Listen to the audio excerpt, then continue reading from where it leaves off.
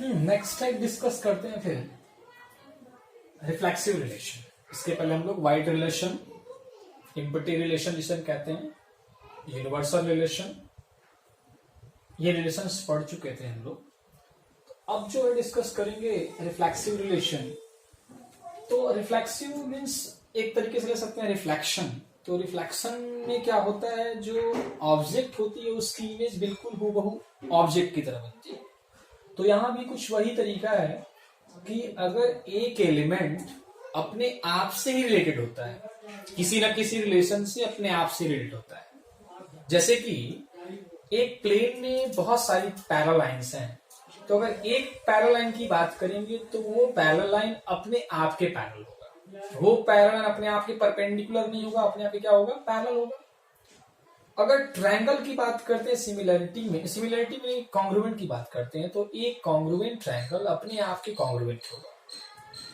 तो यहाँ पे जरा डिफिनेशन देखते हैं कि ये relation R on a set A is said to be reflexive if every element of A is related itself.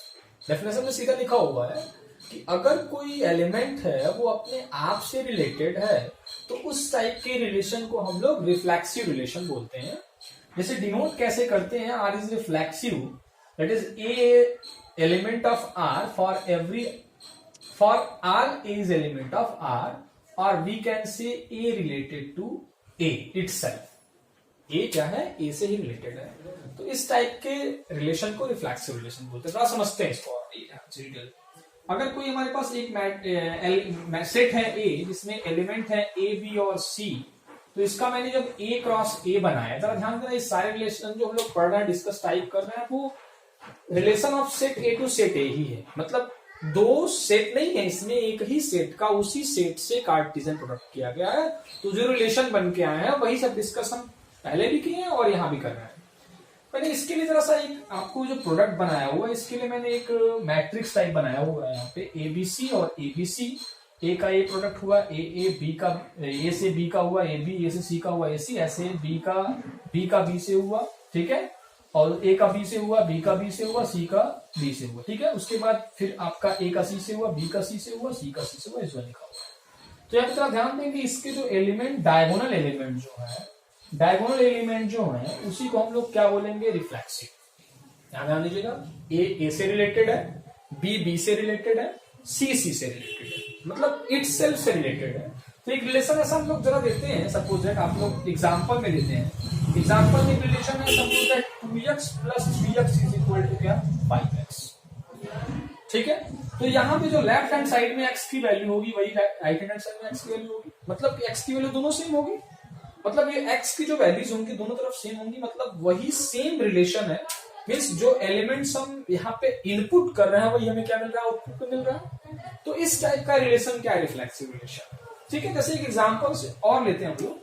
अभी एग्जांपल मैंने आपको बताया कि पैरेलल लाइंस, ठीक है, प्लेन में है, तो एक लाइन जो है अपने आप की क्या है, पैरेलल है, ठीक है। अभी कॉन्ग्रुएंट में लिया तो एक ट्रायंगल अपने का कॉन्ग्रुएंट है, तो इस टाइप के रिलेशन को हम लोग क्या बोलते हैं, रिफ्लेक्सिव रिलेशन बोलते हैं। एग्जांपल हम लेते हैं जैसे इसमें एग्जांपल मैंने लिया, एक सेट लिया ए, इसमें एलिमेंट्स है 1 2 3 4, तो मैंने कुछ रिलेशन बनाया इसमें, क्योंकि ए क्रॉस ए के बहुत सारे एलिमेंट बनेंगे, तो उसके कुछ मैंने सबसेट लिए हुए हैं, R1 R2 और R3 में लिए हुए हैं। तो यहाँ पे R1 मैंने लिया 1 1 2 2 3 3 4 4, R2 में भी कुछ ऐसे लिया गया 1 4 और 2 3 एक्स्ट्रा हो गया, R3 में 1 1 2 2 4 4 1 4 2 3। तो इसमें अगर बात करेंगे तो जरा सा प्रोडक्ट इसका आप करेंगे तो प्रोडक्ट में तो बहुत सारे एलिमेंट्स आएंगे इसके, लेकिन कुछ एलिमेंट्स लिए गए R1 R2 R3 में। तो इसमें 1 1 है, 2 2 है, 3 3 है, 4 4। तो जब इसका प्रोडक्ट करोगे तो आप 1 1 आएगा, 1 2 आएगा, 1 3 आएगा, 1 4 आएगा, ऐसे 2 1 आएगा, 2 2 आएगा। तो ऐसे एलिमेंट्स में जिसमें इटसेल्फ दोनों मिले, जैसे 1 1 2 2 3 3 4 4, ये सारे मिले, तो इसमें आपको फुलफिल कंडीशन हो रही है, R1 में सारे एलिमेंट्स आपको ये मिल रहे हैं, R2 में क्या मिल रहा है, 1 1 2 2 3 3 4 4, ये सारे मिल रहे हैं, ये एक्स्ट्रा मिला तो कोई बात नहीं, ये भी क्या है, रिफ्लेक्सिव है। जरा सा R3 में देखेंगे तो 1 1 2 2, यहाँ पे 3 3 नहीं, तो यहाँ पे 3 3 नहीं, तो तुरंत ही क्या हो गया, ये रिफ्लेक्सिव नहीं हुआ। ये रिफ्लेक्सिव क्यों नहीं हुआ, क्योंकि 3 3 is not element of R3। इस रिलेशन का जो है 3 3 को एलिमेंट नहीं है, इसीलिए रिलेशन रिफ्लेक्सिव नहीं है। तो एक बार फिर से रिकैप कर लेंगे रिफ्लेक्सिव रिलेशन। मतलब अगर कोई एलिमेंट खुद से रिलेटेड है, इटसेल्फ से रिलेटेड है किसी ना किसी रिलेशन से, तो उस टाइप के रिलेशन को हम लोग रिफ्लेक्सिव बोलेंगे। थोड़ा सा ये रिटेन है, जैसे ये मैथमेटिकल नहीं है, इसको थोड़ा सा थियोरेटिकल बोलेंगे। तो थियोरेटिकल वाले में थोड़ा सा आपको समझना होगा, डेफिनेशन ध्यान रखनी होगी इसकी, और बहुत इजी है, कोई क्रिटिकल नहीं है। जैसे ये मैंने एग्जांपल बता दिया। और एक चीज और ध्यान देना है कि यहाँ पे नंबर ऑफ रिफ्लेक्सिव रिलेशन अगर हमें बनाना है, सपोज दैट थोड़ा कॉम्पिटिटिव मैनर में आते हैं, तो क्या होगा, to the power n n minus one. n क्या है, number of element, where n is equal to number of element.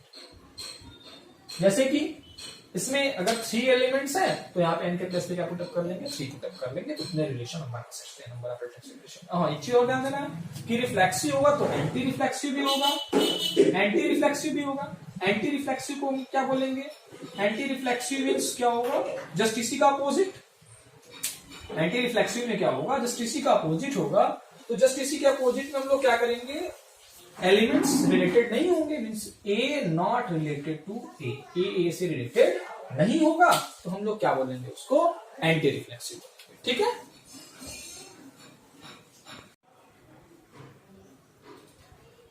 Next type is symmetric relation. Next type is symmetric relation. तो इसमें देखेंगे क्या है, सिमेट्रिक रिलेशन एक बार पहले देख लेते हैं। सिमेट्रिक रिलेशन में क्या है, सिमेट्री मतलब जानते हैं आप, जब फिगर हम 2 पार्ट में डिवाइड करते हैं, बहुत लास्ट स्टार्टिंग से पढ़ते आ रहे हैं, 2 पार्ट में डिवाइड करने पे दोनों तरीके से वो सेम दिखाई दे, इधर से देखें तब भी सेम, उधर से देखें तब भी सेम। तो इस टाइप के टर्म को हम सिमेट्रिक बोलते हैं। तो ऐसे ही सिमेट्रिक रिलेशन है कि जब कोई एक एलिमेंट दूसरे से रिलेटेड हो, जिस रिलेशन से, उसी रिलेशन से दूसरा वाला पहले से रिलेटेड हो, तो इस टाइप के रिलेशन को हम लोग सिमेट्रिक रिलेशन बोलेंगे। जैसे कि अगर 2 पैरेलल लाइन दी हुई है, ध्यान देना इस चीज को, तो एक दूसरे के पैरेलल है, दूसरा भी क्या है, पहले के पैरेलल, तो ये कंडीशन क्या होगी, सिमेट्रिक होगी। अगर परपेंडिकुलर वाला केस भी देखिए कि एक लाइन अगर L1 जो है L2 के परपेंडिकुलर है, तो L2 भी L1 के परपेंडिकुलर है, तो ये दोनों क्या शो कर रही है, यहाँ पे L1 और L2 पैरेलल वाली कंडीशन भी, ये इसके पैरेलल है तो ये भी इसके पैरेलल है। मतलब L1 पैरेलल टू क्या है, L2 है, और यहाँ पे L1 परपेंडिकुलर टू L2 है, तो L2 भी किसके परपेंडिकुलर है, L1 के। इसके कैसे भी कह सकते हैं हम लोग, और यहाँ ये भी कह सकते हैं कि L2 किसके पैरेलल है, L1 के पैरेलल है। तो ये कुछ एग्जांपल्स हो गए सिमेट्रिक के करने के। लेकिन सिमेट्रिक का जो मेनली डेफिनेशन क्या है वही देखिए, A relation R on a set A is said to be a symmetric। यहाँ भी on a set A बोला गया क्योंकि A का A से ही क्रॉस प्रोडक्ट किया गया या आपका रिलेशन बनाया गया। वे symmetric if and only if। Symmetric relation कब होगा, if and only if AB is element of R, then there should be BA is also element of A। अगर A जो है A भी एलिमेंट R का है, तो BA भी क्या होना चाहिए, एलिमेंट R का होना चाहिए। For all A B is element of A. इस तरीके से इसको भेज सकते हैं कि A related to B, that imply B also related to A. ठीक है, that is said to be it is symmetric. कब बोलेंगे हम लोग, इट इज सिमेट्रिक, तब इसको हम लोग सिमेट्रिक बोलेंगे। ठीक है, और एग्जांपल इसके लिए जरा देख लेते हैं एक चीज और भी। एग्जांपल में अगर मैंने एक सेट लिया A जिसमें एलिमेंट है A B C, इससे मैंने क्या किया, क्रॉस प्रोडक्ट इसका किया, A से A का, A क्रॉस A जब बनाया मैंने, तो हमें बहुत सारे एलिमेंट्स मिलेंगे, जैसे A मिलेगा, AB मिलेगा, तो मैं बनाऊंगा तो जरा सा BA भी तो मिलेगा, नहीं मिलेगा हमें, जब B का प्रोडक्ट ऐसे करूंगा, और मुझे AC भी मिलेगा इसमें और CA भी मिलेगा। तो इस टाइप के रिलेशन को हम लोग क्या बोलेंगे, सिमेट्रिक। क्यों बोलेंगे, क्योंकि यहाँ पे AB मिला तो BA भी मिला, AC मिला तो CA भी मिला। ठीक है, तो इस टाइप के रिलेशन को हम लोग क्या बोलेंगे, सिमेट्रिक रिलेशन बोलेंगे, कि जब एक दूसरे से रिलेटेड है तो दूसरा को उसी रिलेशन से पहले से रिलेटेड हो। एग्जांपल देख लेते हैं, जैसे यहाँ पे 1 2 3 4 एलिमेंट दिए हुए, मैंने R1 बनाया 1 3 1 4 3 1 2 2 4 1, R2 बनाया 1 1 2 2 3 3 1 3। तो जरा R1 को देखेंगे तो 1 3 से रिलेटेड है, 3 1 से होना चाहिए, तो हमें वो चीज मिल गई। यहाँ पे 1 4 रिलेटेड है किससे, 1 4 से रिलेटेड है, तो 4 भी यहाँ 1 से रिलेटेड हो गया, यहां भी वही चीज मिल गई है। इसका मतलब ये क्या है, सिमेट्रिक है, करेक्ट।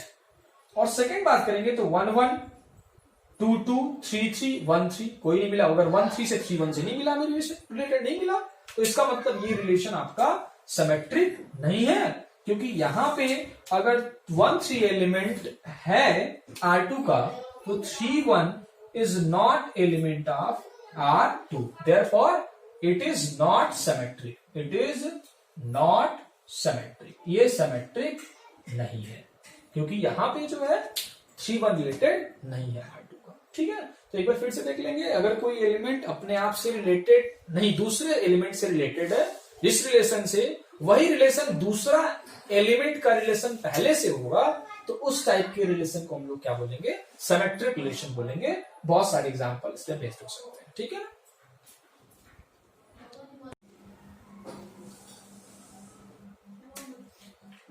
इसमें देख लेते हैं एक और, सिमेट्रिक से होगा तो एंटी सिमेट्रिक भी होगा। तो एंटी सिमेट्रिक में क्या होगा वो देख लेते हैं। एंटी सिमेट्रिक जो होगा वो क्या होगा? डेफिनेशन सेम टू सेम वही होगी कि यहां से अगर ए बी रिलेटेड टू या element of R, then this implies, ये क्या है? अगर एलिमेंट है रिलेटेड और क्या दिया हुआ है? एंड बी ए भी किससे रिलेटेड हो? आपका आर से हो। ये दोनों कंडीशन गिवन हो। यहां पे कंडीशन क्या थी? ये कंडीशन थी, तो ये कंडीशन मिलनी चाहिए। यहां पे अगर ये दोनों कंडीशन गिवन है, then this implies A equal to B. तब ये क्या इंप्लाई करेगा कि ए किसके इक्वल होगा? बी के इक्वल होगा। ध्यान देना, एंटी सिमेट्रिक में क्या होगा? एंटी सिमेट्रिक सिमेट्रिक का ही जस्ट एक पार्ट है, बोल सकते हैं उसको। सिमेट्रिक रिलेशन में क्या था कि A B related to R है, तो that imply B A related to R. ये क्या होना चाहिए? बी ए बी रिलेटेड किससे होना चाहिए? आर से होना चाहिए। तो यहां पे अगर दोनों रिलेटेड हैं, तो इसका मतलब दोनों एलिमेंट्स आपस में क्या होंगे? ये इक्वल होंगे। ए इक्वल टू क्या होगा? बी होगा। इसको क्या बोलेंगे? एंटी सिमेट्रिक बोलेंगे। तो डेफिनेशन क्या होगी? Relation R on set A is said to be anti symmetric if A be element of R and B is element of also R, that implies A is equal to B। तो ये relation क्या होगा? आपका anti symmetric होगा। Clear?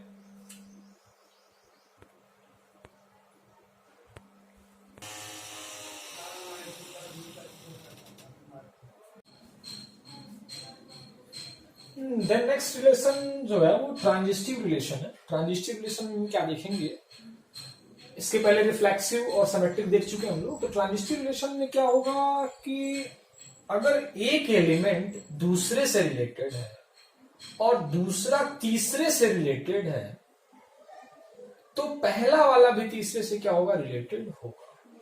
ठीक है, means if first element is related to second element, second to third, then this implies first related to third. मतलब कह सकते हैं हम लोग कि let A B any set A relation R on A is said to be a transitive relation if and only if AB is element of R and BC is element of R, that imply AC is also element of R for all ABC is element of A बोल रहा है। मतलब कि ये जो AB BC बने हुए हैं, AB AC जो बने हुए हैं, सारे कार्टेशियन प्रोडक्ट से बने हुए हैं। सपोज दैट हमारे पास ABC जो है एक सेट है, A सेट है जिसमें एलिमेंट्स A B C हैं। तो जब हम A क्रॉस A बनाएंगे तो कुछ इस तरीके की सिचुएशन बन के हमारे पास आएंगी। तो अगर कुछ हम A क्रॉस A में कुछ सबसेट लेते हैं, जैसे हम लेते हैं AB और BC और यहां लेते हैं CA, तो मिलेंगे A क्रॉस B में। तो इसमें अगर A रिलेटेड B से है, ठीक है, B रिलेटेड C से है, तो A भी किससे रिलेटेड होगा? C से रिलेटेड होगा। एक एग्जांपल से देखते हैं। अगर हमारे पास 3 पैरेलल लाइंस हैं, ये L1, L2 और L3, तो यहां पे देखिए L1 पैरेलल किसके है? L2 के, एंड L2 किसके पैरेलल है? L3 के पैरेलल है। तो देखो L1 भी तो L3 से पैरेलल हो, नहीं पैरेलल होगा। तो यहां से हम कह सकते हैं कि L1 भी किसके पैरेलल है? L3 की क्या है? पैरेलल है। तो कह सकते हैं L1 किसके पैरेलल है? L3 के। तो यहां मैंने देखा कि L1 रिलेटेड किससे है? L2 से है। L2 किससे रिलेटेड है? L3 से रिलेटेड है। तो this implies L1 related to किसके हो गया? L3 के। L1 किससे रिलेटेड हो गया? L3 से रिलेटेड हो गया। ठीक है, ये एग्जांपल हम कह सकते हैं तो यहाँ पे एग्जांपल और देखते हैं। यहाँ पे 1 2 3 4 एलिमेंट एक दिया हुआ है, एक एलिमेंट जो दिए हुए 1 2 3 4 सेट ए के, यहाँ पे R1 एक रिलेशन बनाया, R2 रिलेशन बनाया गया है। तो R1 रिलेशन में देखो कुछ एलिमेंट्स हैं 1 3 1 4 3 1 2 2 4 1 1 4। जरा चेक करते हैं इसको। तो यहाँ पे देखिए जरा सा 1 1 3 क्या है, एलिमेंट है इसका, तो 3 1 भी इसका एलिमेंट आगे मिल गया मुझे। तो हमें क्या मिलना चाहिए, 1 1 भी एलिमेंट नहीं होना चाहिए। अगर 1 3 एलिमेंट है, ठीक है ना, तो 3 1 भी एलिमेंट है, 1 1 एलिमेंट होना चाहिए, जो कि नहीं है। चलो ठीक, कोई बात नहीं, आगे देखते हैं। तो यहाँ पे 1 4 एलिमेंट है, तो 4 1 भी एलिमेंट यहां दिया हुआ है। तो इससे क्या रिलेशन होगा, 1 1 रिलेशन होना चाहिए, तो वो भी रिलेशन आपके साथ मुझे नहीं आ रहा है भाई। 1 3 एलिमेंट, 1 3 क्या है आपका, रिलेटेड है 1 3, तो 3 1 भी रिलेटेड है, लेकिन हमें 1 1 नहीं मिल रहा है। अगर यहाँ पे मैं 1 1 और बढ़ा देता हूं तो ये रिलेशन बनकर प्रिपेयर होगी। कौन सी रिलेशन प्रिपेयर हो गई, ट्रांजिस्टिव रिलेशन प्रिपेयर हो गई।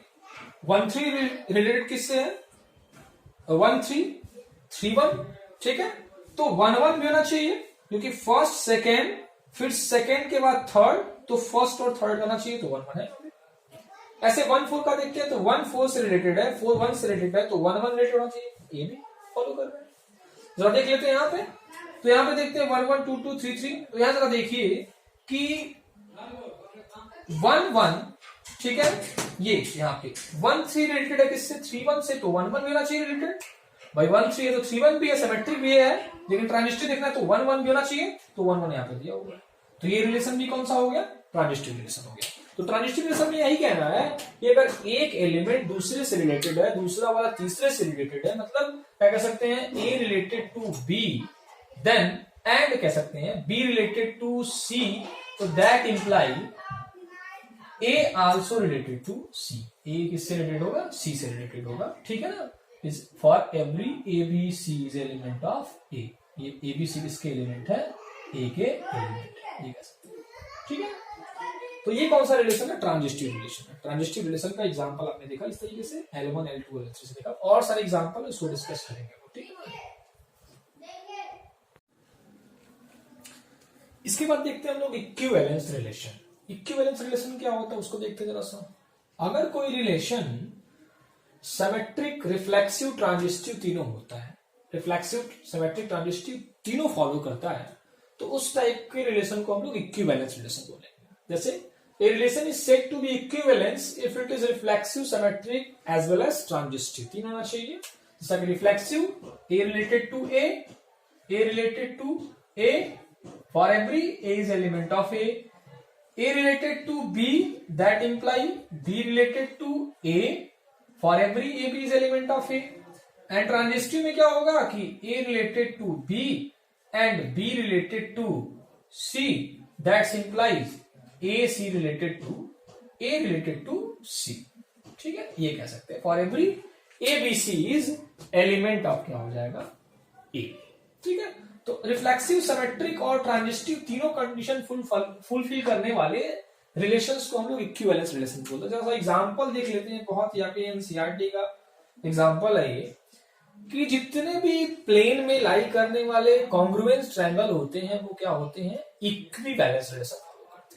या फिर दूसरा एग्जांपल देखते हैं कि जो R parallel lines lie on a plane R equivalence relation. कैसे होगा तो ध्यान देंगे कि अगर एक ट्रायंगल फर्स्ट जो होगा वो क्या होगा, कॉन्ग्रुएंट होगा, अपने आप का कॉन्ग्रुएंट होगा, ये कह सकते हैं। तो इस कंडीशन में हम कहेंगे कि ट्रायंगल 1 रिलेटेड टू किससे, ट्रायंगल 1 से रिलेटेड है, ठीक है। तो इस टाइप के रिलेशन को हम लोग क्या बोलेंगे, रिफ्लेक्सिव रिलेशन हो गया। और ट्रायंगल 1 अगर रिलेटेड किससे है, ट्रायंगल 2 से, क्यों, क्योंकि ये क्या है, ट्रायंगल 1 क्या है, कॉन्ग्रुएंट किससे है, ट्रायंगल 2 के कॉन्ग्रुएंट है, ठीक है। तो क्या होगा, ट्रायंगल 2 भी कह सकते हैं हम लोग, ट्रायंगल जो 2 होगा वो भी किससे रिलेटेड होगा, ट्रायंगल 1 से रिलेटेड होगा। क्यों रिलेटेड होगा, क्योंकि दैट इंप्लाई, क्योंकि ट्रायंगल 2 भी क्या होगा, कॉन्ग्रुएंट होगा ट्रायंगल 1 के। भाई दो ट्रायंगल कॉन्ग्रुएंट है तो फर्स्ट वाला दूसरे कॉन्ग्रुएंट है, दूसरा वाला किसके कॉन्ग्रुएंट होगा, फर्स्ट के कॉन्ग्रुएंट होगा। तो इस रिलेशन को हम लोग क्या बोल देंगे, सिमेट्रिक। ये हमने चेक कर लिया रिफ्लेक्सिविटी, ये चेक कर लिया, सिमेट्रिक चेक कर लिया। और थर्ड कंडीशन जो हम चेक करेंगे, फर्स्ट ये हो गया आपका, ये सेकेंड हो गया, और थर्ड कंडीशन किसका चेक करेंगे, ट्रांजिस्टिव का। तो ट्रायंगल 1 जो है वो अगर कॉन्ग्रुएंट है किसके, ट्रायंगल 2 के, एंड ट्रायंगल 2 किससे कॉन्ग्रुएंट है, ट्रायंगल 3 के कॉन्ग्रुएंट है, तो ट्रायंगल 1 भी किससे कॉन्ग्रुएंट होना चाहिए, ट्रायंगल 3 क्या होना चाहिए, कॉन्ग्रुएंट होना चाहिए, बिल्कुल होना चाहिए। फर्स्ट लेटर किससे है, सेकंड से, मतलब फर्स्ट वाला कॉन्ग्रुएंट सेकंड से है, सेकंड थर्ड से है, तो भाई जब सेकंड थर्ड से है तो फर्स्ट भी किसके कॉन्ग्रुएंट होगा, थर्ड के कॉन्ग्रुएंट होगा। तो हम यहाँ पे अप्लाई कर सकते हैं कि ट्रायंगल 1 क्या है आपका, रिलेटेड किससे है, ट्रायंगल 2 से है, एंड ट्रायंगल 2 जो है वो रिलेटेड किससे है, ट्रायंगल 3 से है। तो ये इंप्लाई कर रहा है कि ट्रायंगल 1 किससे रिलेटेड है, ट्रायंगल 3 से है। तो इस टाइप के रिलेशन को हम लोग क्या बोलेंगे, इक्विवेलेंस रिलेशन, जहां पे तीनों फॉलो होंगे, रिफ्लेक्सिव, सिमेट्रिक और ट्रांजिस्टिव। तो एग्जाम के लिए बड़ा आसान हो जाता है जब पूछा जाता है आपसे कि so that relation is equivalence, तो वहां पे आप क्या करोगे, तीनों को वन बाय वन पहले फर्स्ट चेक कर लोगे, सेकंड चेक कर लोगे, थर्ड चेक कर लेंगे, और अगर तीनों रिलेशन फॉलो करेगा है तो हम क्या बोलेंगे, ये इक्विवेलेंस रिलेशन है। बहुत सारे एग्जांपल है, इसको हम देखेंगे नेक्स्ट वीडियो में, ठीक है, ओके।